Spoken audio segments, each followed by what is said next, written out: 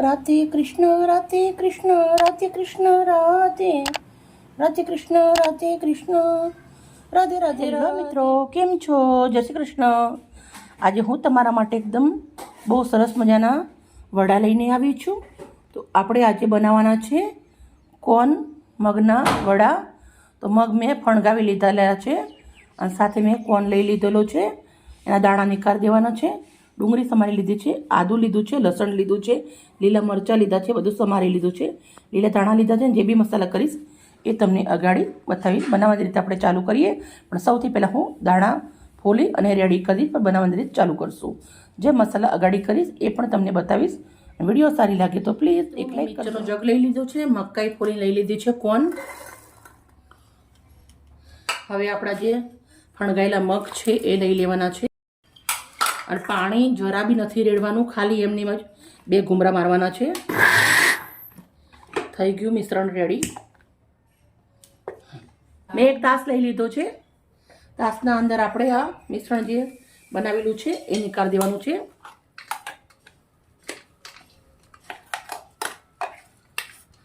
આજે ઘરમાં મગ કોઈને નથી ખાવા, એટલે એક બાજુ વરસાદ ચાલુ છે અને મગ ફણગાવેલા હતા. મારે કંઈક નવું બનાવવું હતું, તો મેં એમને કીધું મકાઈના કોન ખાઈ લેશું, એટલે કોનના ભજીયા ખાઈ લેશો? તો કે હા અમે ખાઈ લેશું એમ.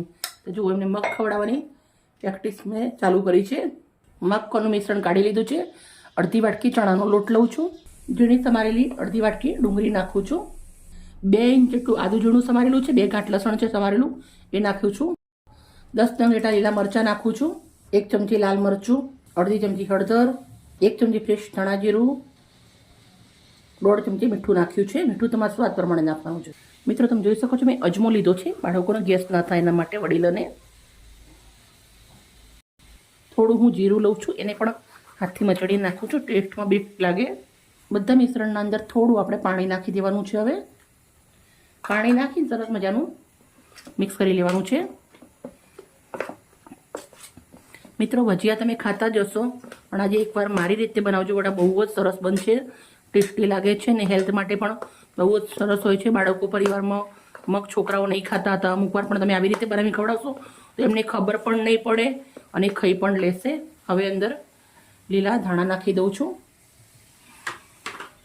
ઘણા બાળકો કેવા હોય, લીલા ધાણા પણ ના ખાય, એટલે આપણે આવી રીતે મિક્સ કરી દીધું છે સરસ મજાનું. હવે આપણે હાથનો ઉપયોગ કરવાનો છે. હાથથી સરસ મજાનું આવી રીતે મિક્સ કરી દેશું.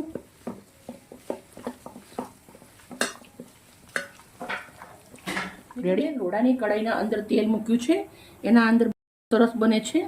આપણે આવી રીતે વડા થોડું થોડું મિશ્રણ લેતું જવાનું છે અને આવી રીતના વડા મૂકતું જવાનું છે. સ્ટેપ બાય સ્ટેપ આવી રીતે લેતી જઈશ, મૂકતી જઈશ. લોડાની કઢાઈના અંદર બનાવીએ ને તો જ્યારે આપણે ક્યાં લારી ઉપર નાસ્તો કરતા હોય ને ખાતા હોય ને એવા સરસ લાગે. આપણને એકદમ ઝરમર ઝરમર વરસાદ ચાલુ છે મસ્ત, અને સરસ મજાના આપણા વડા મૂકવાના ચાલુ છે. આજે કોઈને ખબર નહીં પડે મેં મગનો ઉપયોગ કરી અને વડા બનાવ્યા છે એમ. તમારા બી પરિવારમાં જે મગ ના ખાતા હોય એમને આવી રીતે જરૂરથી ખવડાવજો તમે. બસ આપણે આવી રીતે થોડા થોડા કરી તરી લેવાના છે. મિત્રો, તમે જોઈ શકો છો જેમ વડા તરાય છે એવી રીતે આપણે સરસ ઉપર આવે છે. પણ આપણે આને એકદમ ક્રિસ્પી બનાવવાના છે. ક્રિસ્પી હોય એટલે મજા આવે. અંદર કોર્ન છે, મગ છે, એટલે ક્રિસ્પી મજા આવે ખાવાની. એટલે મસ્ત મજાના આપણે એકદમ લાલ લાલ થવા દેશું. અને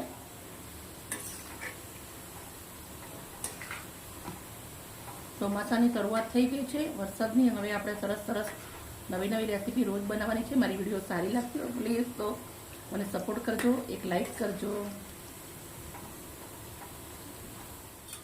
મિત્રો, બહુ સરસ મજાના આપણા વડા તરાઈ અને રેડી થઈ ગયા છે. મેં જ્યારે ખાવું હોય ત્યારે ગરમ ગરમ તરીએ છીએ, તો મેં વિડીયો બી સજી જાય અને બાળકોને બી અપાઈ જાય એના માટે આવી રીતના મેં તરી રેડી કરી દીધું છે. આજે મારી ફ્રેન્ડના બાળકો મારા ઘરે આવ્યા છે, તો એમને માટે સરસ મજાના વડા તરી અને રેડી કરી દીધા છે.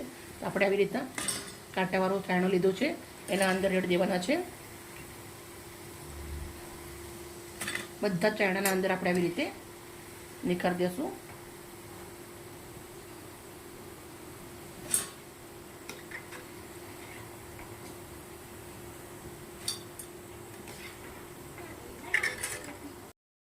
બદામના પાન ઉપર ટામેટા કેચઅપ લગાવ્યો છે, તળેલા મરચાં મૂક્યા છે અને આપણા જે વડા બનાવેલા છે હવે એ મૂકવાના છે.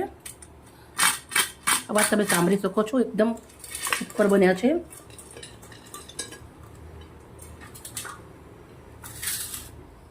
ફણગાયેલા મગ અને લીલી મકાઈની કોર્ન સરસ મજાના આપણે વડા બની રેડી થઈ ગયા છે. પ્લીઝ મિત્રો એક લાઈક કરજો. બાય. કાલે મળીશ નવી રેસીપી સાથે. રાધે કૃષ્ણ રાધે કૃષ્ણ રાધે કૃષ્ણ રાધે રાધે કૃષ્ણ રાધે કૃષ્ણ રાધે રાધે રાધે.